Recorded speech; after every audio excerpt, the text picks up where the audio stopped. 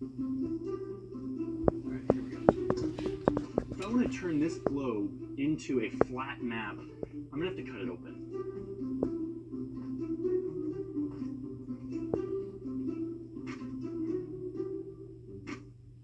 In order to get this globe to look anything close to a rectangle lying flat, I've had to cut it in several places. I've had to stretch it so that the countries are starting to look all wonky. And even still, it's almost impossible to get it to lay flat. And that right there is the eternal dilemma of map makers. The surface of a sphere cannot be represented as a plane without some form of distortion. That was mathematically proved by this guy a long time ago. Since around the 1500s, mathematicians have set about creating algorithms that would translate the globe into something flat. And to do this, they use a process called projection. Popular rectangular maps use a cylindrical projection. Imagine putting a theoretical cylinder over the globe and projecting each of the points of the sphere onto the cylinder surface. Unroll the cylinder and you have a flat rectangular map.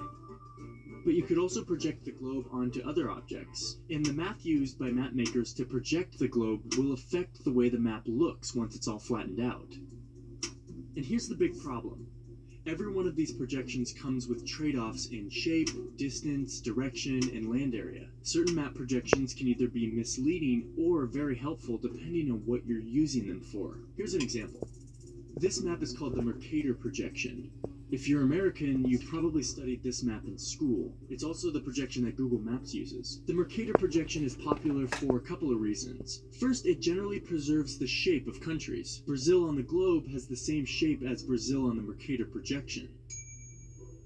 But the original purpose of the Mercator projection was navigation.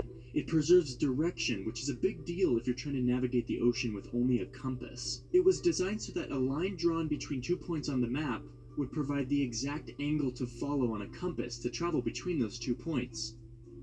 If we go back to the globe, you can see that this line is not the shortest route, but at least it provides a simple, reliable way to navigate across the ocean.